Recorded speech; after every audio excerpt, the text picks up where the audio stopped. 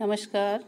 आज हम बीए प्रथम वर्ष कला हिंदी साहित्य के प्रथम प्रश्न पत्र के अंतर्गत अलंकारों के विषय में जानकारी प्राप्त करेंगे, जिसमें सर्वप्रथम है अन्योक्ति अलंकार। अन्योक्ति अलंकार जब प्रस्तुत का वर्णन कर प्रस्तुत का बोध कराया जाए, वहाँ अन्योक्ति अलंकार होता है।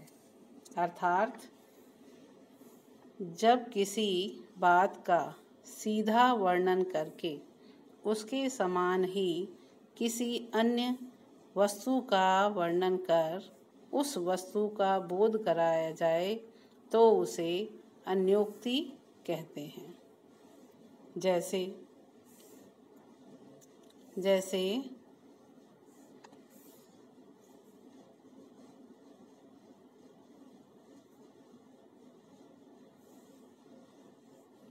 माली आवत देख कर कलियन करी पुकार, फूले फूले चुन लिए काली हमारी बार। तो यहाँ पर माली,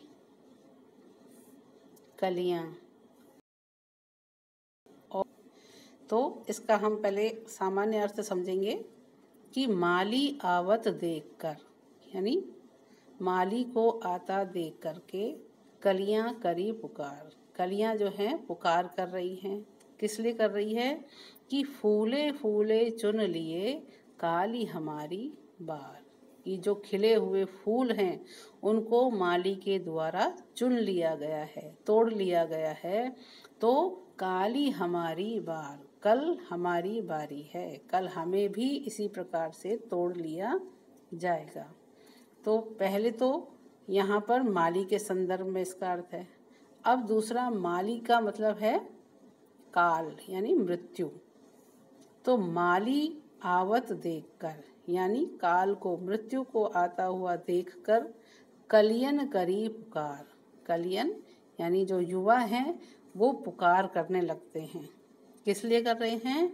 कि फूले फूले चुन लिए काली हमारी बार। कि काल ने, मृत्यु ने फूले फूले, जो वृद्ध लोग थे जिन्होंने अपना पूर्ण जीवन जी लिया है, ऐसे लोगों को उन्होंने चुन लिया है, यानी काल का ग्रास बना लिया है। इसलिए काली हमारी बार, कि जिस प्रकार से इन्हें मृत्यु ने वरण कर लिया है उसी प्रकार से कल हमारी भी बारी है। इसलिए यहाँ पर दो अलग अलग संदर्भ हैं।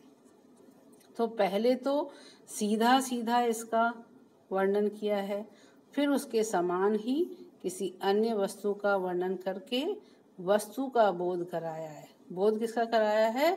सांसारिक नश्वरता का बोध कराया है कि ये संसार नश्वर है। जिस प्रकार से माली खिले हुए फूलों को तोड़ लेता है और फिर उसके बाद में कलियों का जो है उनका मौका आता है या उनको तोड़ा जाता है, उसी प्रकार से मृत्यु में भी, मृत्यु जब आती है तो वो भी पहले खिले हुए फूलों यानी वृद्ध लोगों का चयन करती है, फिर उसके बाद में कलियों का चयन करती है या युवाओं का चयन करती है। तो सांसारिक नश्वरता का बोध यहाँ पर कराया है, इसलिए यहाँ पर अन्योक्ति अलंकार है। इसी प्रकार से हम दूसरा उदाहरण देखेंगे। नहीं पराग नहीं मधुर मधु, नहीं पराग नहीं मधुर मधु, नहीं विकास इहि काल। नहीं पराग नहीं मधुर मधु, नहीं विकास इहि काल।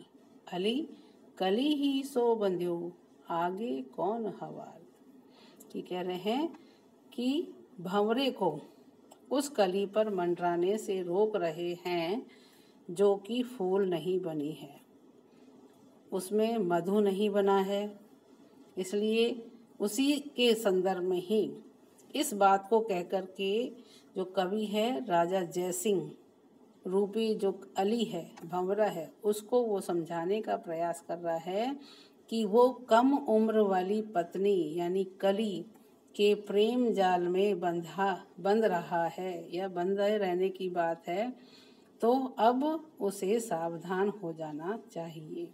तो ये क्या है, अन्योक्ति के माध्यम से कवि ने अपनी बात जो है राजा जयसिंह तक पहुंचाने का प्रयास किया है। तो इसलिए यहाँ पर अन्योक्ति है।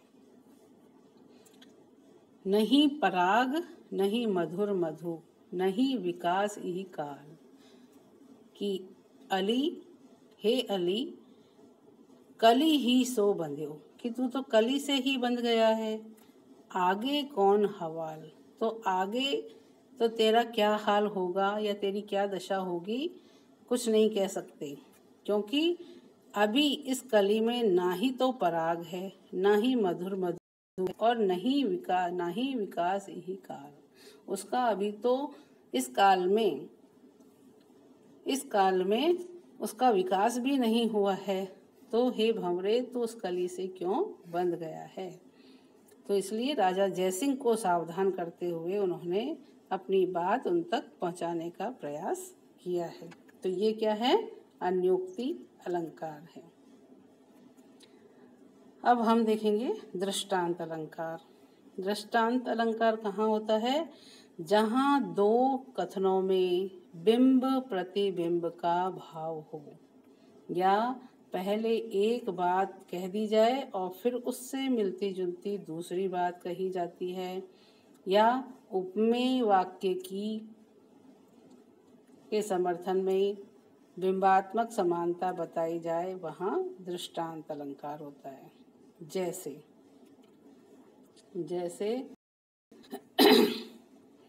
पापी मनुज भी आज मुख से राम नाम निकालते, देखो भयंकर भेड़िए भी आज आंसू डालते। क्यों कह रहे हैं, दो कथन हैं, दोनों कथनों में बिंब प्रतिबिंब का भाव, यानी पहले एक बात कहना फिर उससे मिलती जुलती दूसरी बात कहना। तो पहली बात उन्होंने क्या कही है कि पापी मनुज भी आज मुख से राम नाम निकालते, कि पापी मनुष्य जो है वो आवश्यकता पड़ने पर राम का नाम मुख से निकाल रहे हैं, उसका उच्चारण कर रहे हैं, करता हुआ दिखाई दे रहा है। किस प्रकार से, वैसे ही जैसे देखो भयंकर भेड़िए भी आज आंसू डालते। उसी प्रकार से एक बात पहले कह दी है और उसी तरह की बात जो मिलती जुलती बात है वो दूसरी पंक्ति में कही गई है कि देखो भयंकर भेड़िए भी आज आंसू डालते। भेड़िया जो है कभी रोता नहीं है या आंसू नहीं निकालता है, लेकिन आज भयंकर खुखार भेड़िया भी आंसू निकालता हुआ दिखाई दे रहा है। तो दोनों एक बात कही है, उसी से मिलती जुलती दूसरी बात कही जा रही है, यानी एक बात का बिंब जो है, पहली बात का बिंब दूसरी बात में दिखाई दे रहा है, इसलिए बिंब प्रतिबिंब का भाव यहाँ दिख रहा है। इसलिए यहाँ पर क्या है, दृष्टांत अलंकार है। प्रथम वाक्य में जो कथन कहा गया है उसका प्रतिबिंब दूसरे कथन में दिख रहा है। पापी लोगों की दुष्ट वृत्ति को भेड़िए के दृष्टांत के द्वारा स्पष्ट किया गया है। अब इसका दूसरा उदाहरण हम देखते हैं। धन वाले घर में ही जाती, कभी न जाती निर्धन घर में, जल निधि में गंगा गिरती है, कभी न गिरती सूखे सर में। यहाँ पर भी पहले एक बात कही है, क्या कहा है कि धन वाले घर में ही जाती, घर में कि जो लक्ष्मी है वो धनाढ्य लोगों के घरों में ही जाती है या धनवान लोगों के घरों में ही जाती है, कभी ना जाती निर्धन घर में, जो गरीब व्यक्ति है उसके घर में वो कभी भी नहीं जाती है। तो इसी से मिलती जुलती दूसरी बात उन्होंने क्या कही है, जल निधि में गंगा गिरती है, कभी न गिरती सूखे सर में। उसी प्रकार से गंगा भी कहाँ गिरती है? जल निधि में, सागर में, समुद्र में ही जाके गिरती है। कभी भी सूखे तालाब में जहाँ पानी नहीं है वहाँ वो नहीं गिरती। तो उसी प्रकार से धनिकों के घर में ही लक्ष्मी आती है, ठीक वैसे ही जैसे गंगा सदैव सागर में जाके गिरती है, सूखे तालाब में नहीं।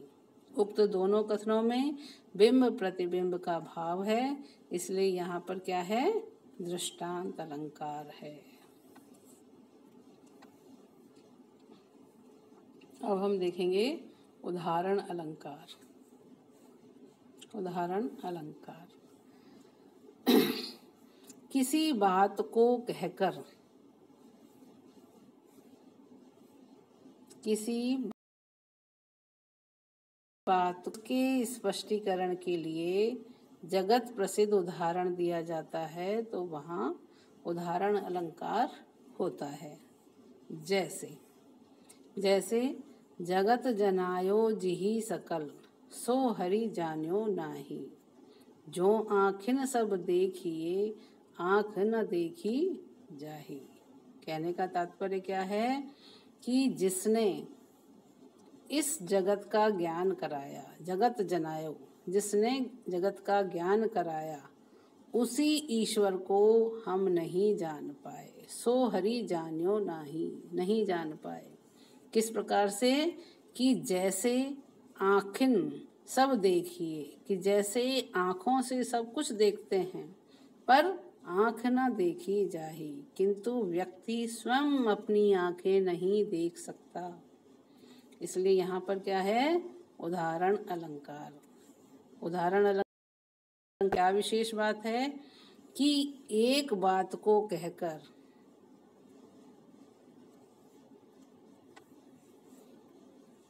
एक बात को कह करके उसका स्पष्टीकरण देने के लिए जगत प्रसिद्ध उदाहरण दिया गया है, इसलिए यहाँ पर उदाहरण अलंकार है। इसलिए यहाँ उदाहरण अलंकार आया है।